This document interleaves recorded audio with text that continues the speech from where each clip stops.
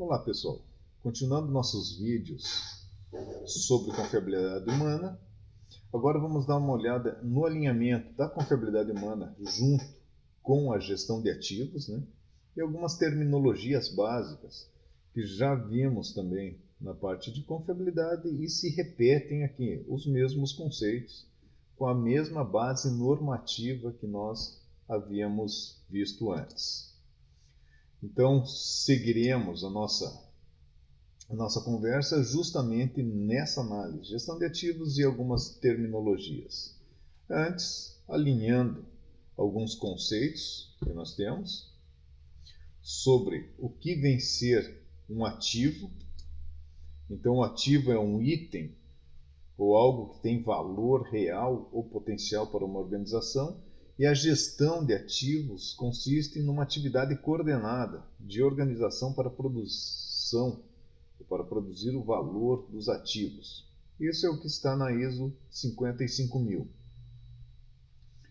E o que a ISO tem a ver com confiabilidade humana? Então, na ISO 55002, nós temos quando se fala do sistema de gestão e diretrizes para aplicação da ABNT ISO 55001. Falamos sobre liderança. Liderança é feita por pessoas, autoridades, responsabilidades e papéis organizacionais. Quando você tem uma estrutura onde esses papéis são bem definidos, facilita este processo de controle. Então, trabalhamos com liderança, planejamento, apoio, operação, avaliação de desempenho e melhoria. No apoio, especificamente, nós temos lá os recursos. A organização deve, deixa eu mudar o ponteiro aqui, a organização deve determinar e prover os recursos necessários para o estabelecimento, implantação, manutenção e melhoria contínua do sistema de gestão de ativos. Então, os recursos necessários envolvem recursos humanos. E a melhoria contínua é feita pela percepção do material, dos recursos humanos que a empresa tem. Com relação a competências, o 7.2, a organização deve determinar a competência necessária das pessoas que realizam o trabalho. Então, nós temos que saber qual é a competência necessária para as pessoas realizarem as atividades ao qual a gente espera esse desempenho. O desempenho dos seus ativos, desempenho da gestão de ativos, desempenho do sistema de gestão de ativos. E também assegurar que essas pessoas sejam competentes, com base em formação, treinamento, experiência apropriada. Então, esse é um papel da empresa, fazer a gestão dos recursos humanos que nós temos, senão todo o processo de gestão de ativos, de sistemas de gestão, não se mantém, porque o que mantém, como vimos nos vídeos anteriores, são as pessoas, que mantêm aquelas engrenagens funcionando. E conscientização das pessoas. Aí vem as definições de função requerida, aquilo que você espera que o equipamento realize, uma função, combinação de funções de um item. O defeito, que é qualquer desvio de uma característica de um item em relação aos seus requisitos, ou seja, ele está trabalhando, está cumprindo a função requerida, que é movimentar uma correia, içar uma carga, ele está cumprindo. O que seria o defeito? Seria um aquecimento, uma vibração, um ruído, uma coloração diferente em seus fluidos. Isso é encarado como defeito. E a falha, como nós já vimos também, definida pela 5462, é a perda da capacidade do item em desempenhar a sua função requerida. Aí é no show, ele não consegue trabalhar. Nesse contexto, então a gente pode trabalhar da seguinte maneira: como que surge uma falha? Quando eu faço um projeto, esse projeto ele tem que cumprir uma determinada exigência, que é um determinado esforço para o qual ele foi conferido. Se é uma guilhotina, ela tem que cortar, vamos supor, 2 chapas de 5 milímetros ao mesmo tempo. Então é o esforço que ele vai fazer. Eu vou construir esse equipamento, essa máquina, para atender a esse requisito de esforço. Se eu faço isso num bom projeto, eu tenho uma margem de segurança impedindo que a falha aconteça. Agora, se o meu projeto é mal dimensionado, então é aquele projeto que já nasce para dar problema. É aquele projeto onde eu já tenho um sombreamento entre esforço e resistência da máquina. E essa interseção é onde as falhas vão brotar. É aquele equipamento que você tem instalado e diz, ele nasceu para dar problema, ele sempre dá problema. Esse equipamento está mal dimensionado. É uma falha de projeto. Então, um projeto mal elaborado pode gerar uma fonte de falhas. Outra situação que nós temos é, o projeto está ok, porém com o tempo, o esforço do meu equipamento foi deslocado aqui para a direita. Ou seja, esse equipamento, essa guilhotina que era para cortar 2 chapas de 5 milímetros, agora alguém teve a brilhante ideia, se ele corta 2, ele pode cortar 3. E coloca 3 para ele cortar, e ele corta. Mas daí alguém fala para ele, mas 3 é ímpar, então vamos cortar 4 chapas. E ele põe 4 e corta. Só que começa a ter rebarbas, começa a vazar fluido hidráulico nas mangueiras, nas conexões, porque você mudou o quê? O esforço para a máquina, o esforço da máquina em relação ao seu projeto e sua resistência, o que ele suporta e como você está operando aquele equipamento. Então, toda vez que você muda a configuração de uso do equipamento, você está modificando os esforços que ela está submetido. Essa modificação também tem que ser avaliada, porque é uma fonte de falha, é uma fonte de manutenção que vai ser gerada. Então, se você muda o contexto operacional, mudou também essa curva. E outra questão que acontece é, o esforço permanece o mesmo, porém, a minha manutenção não consegue deixar o equipamento na mesma condição operacional, ou seja, por sobressalentes de baixa qualidade ou não liberação de máquina para fazer as manutenções devidas, ou baixa qualidade da mão de obra de manutenção, que mais insere defeito no meu sistema do que soluciona. Então isso vai causando também essa interseção e nós temos um nascedouro de falhas ali. Então, da onde surgem as falhas? Pode ser erro de projeto, erro na operação e erro na manutenção também. Projeto ineficiente, operação ineficiente ou manutenção ineficiente são nascedouros de falhas. E quando a gente trabalha esses termos em confiabilidade humana? A confiabilidade humana, ela pode ser definida similar à confiabilidade de equipamentos. Opa, volta aqui. A confiabilidade é a probabilidade que uma pessoa não falhe no cumprimento de uma tarefa quando exigida em um determinado período de tempo. Então, confiabilidade é função do tempo. Nas condições ambientais apropriadas, depende das condições, e com os recursos disponíveis para executá-la. Essa é a definição de Palerose. Maida, da UFRJ, já definiu da seguinte maneira: é a probabilidade de um desempenho bem-sucedido de tarefa pelo homem em qualquer estágio do sistema operativo, dentro de um limite de tempo especificado. Então, essas duas considerações, essas duas definições, exprimem bem o que entendemos por confiabilidade humana. Se pegarmos o conceito de confiabilidade de equipamento, que é também a probabilidade de ele trabalhar bem ou não, então é uma probabilidade, é uma função probabilística, em função do tempo, nas condições normais de funcionamento.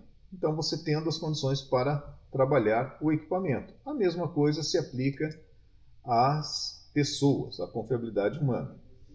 E algumas premissas básicas de confiabilidade humana, que é muito importante a gente ter. Primeiro, errar é humano. Então, nós estamos suscetíveis a erro o tempo todo. Faz parte da nossa natureza.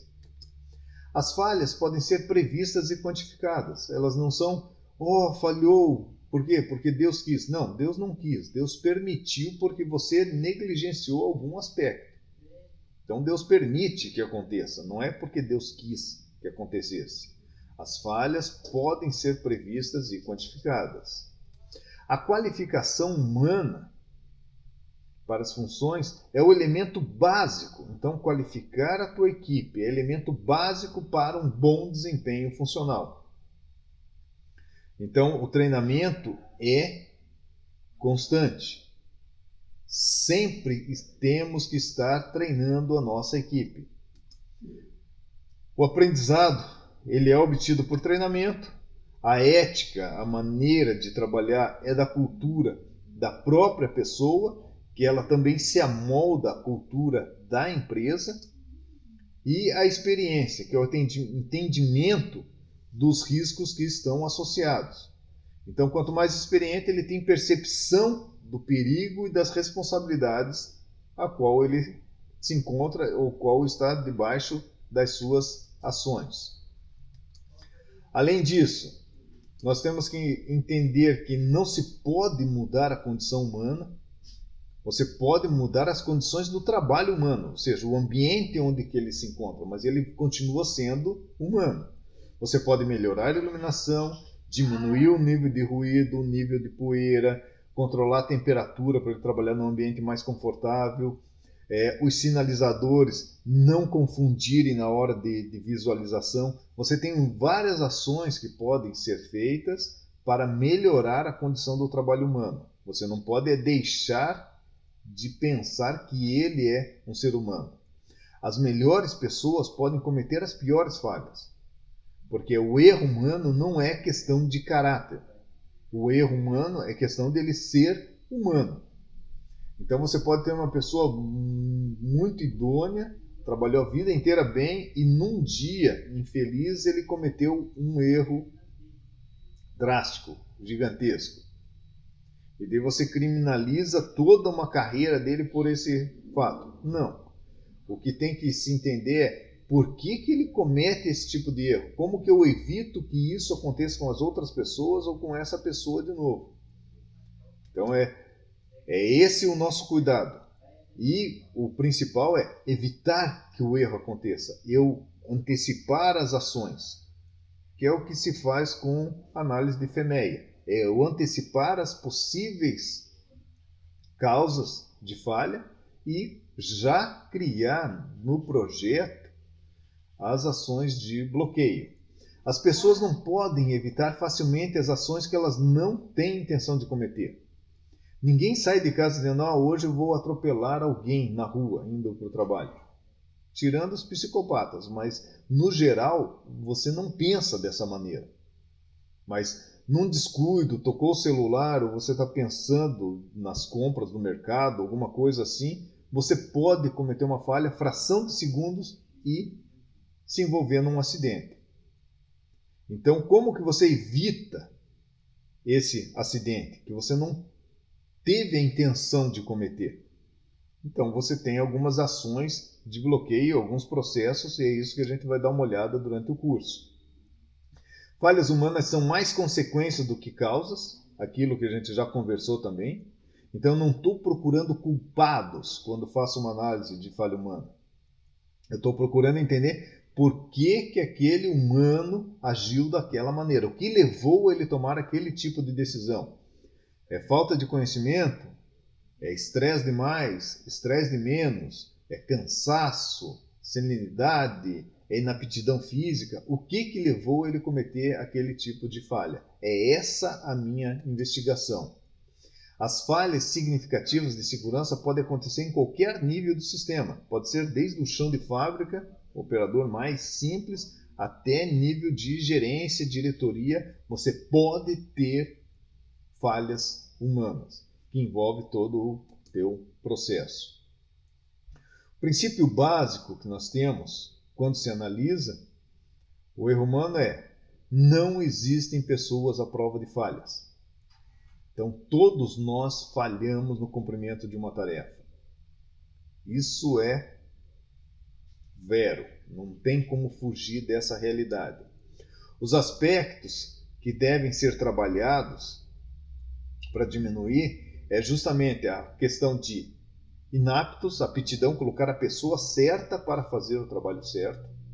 Você não pega uma pessoa muito contemplativa, muito, vamos analisar, para colocar no front de manutenção, que precisa tomada de decisões muitas vezes rápida. Senão ele chega lá, a máquina está quebrada. Por que a máquina está quebrada? Vamos pensar, vamos analisar, vamos coletar. Não, a máquina está quebrada. Conserta ela, depois você analisa.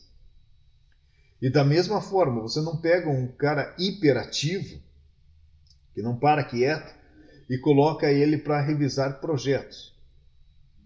Não, agora vamos revisar. Página 35, tal, vamos ver ponto por ponto.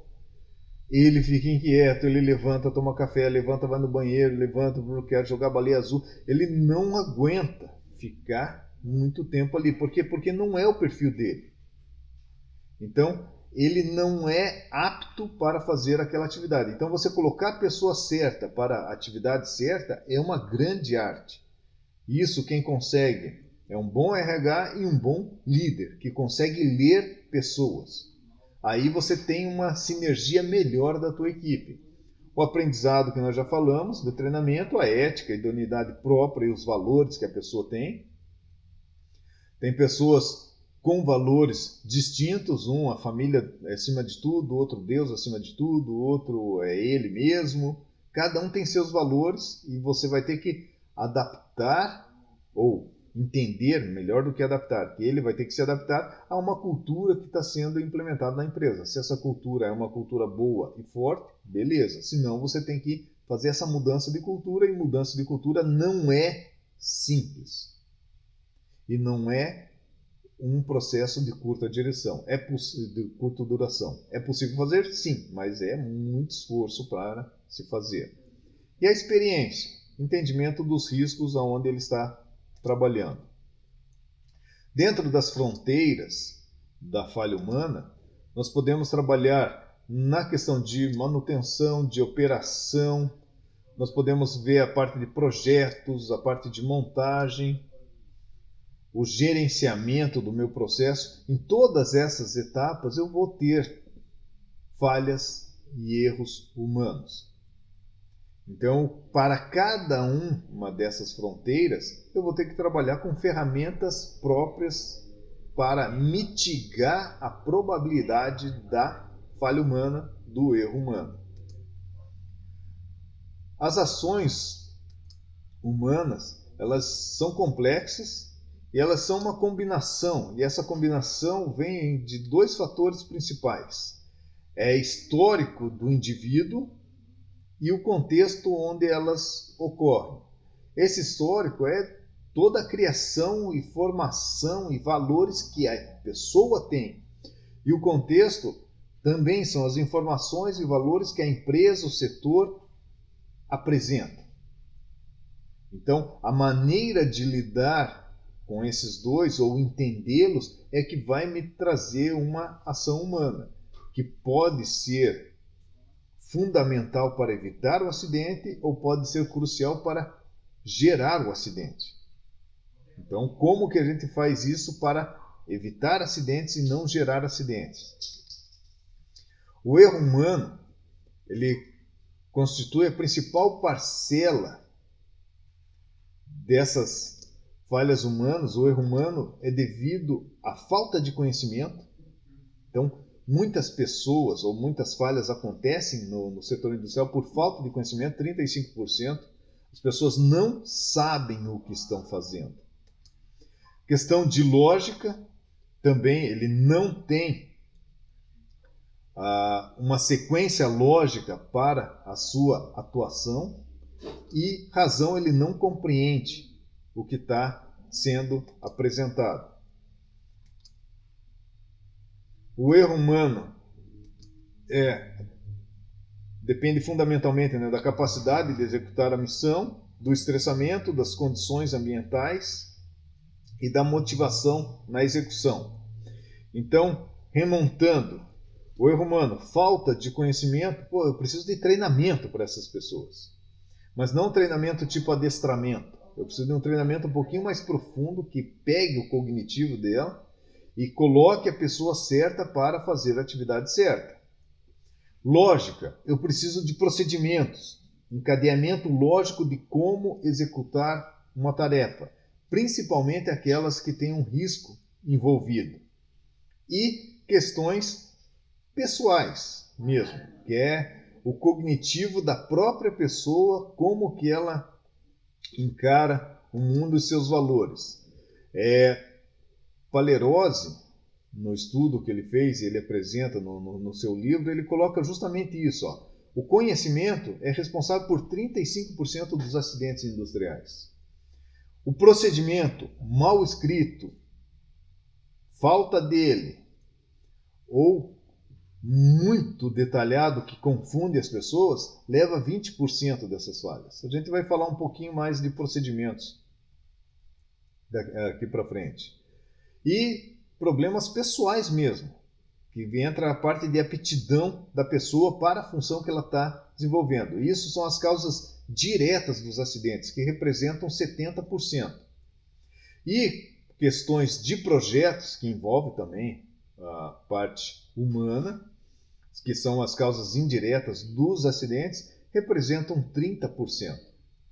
Então, trabalhar o fator humano, a gente consegue mitigar muito os acidentes industriais, os acidentes de uma maneira geral. No próximo vídeo, a gente vai dar uma olhada no modelo de como eu classifico as falhas humanas. Vamos ver o modelo da EPRI e as taxonomias de Rasmussen. Ok? Até o próximo vídeo.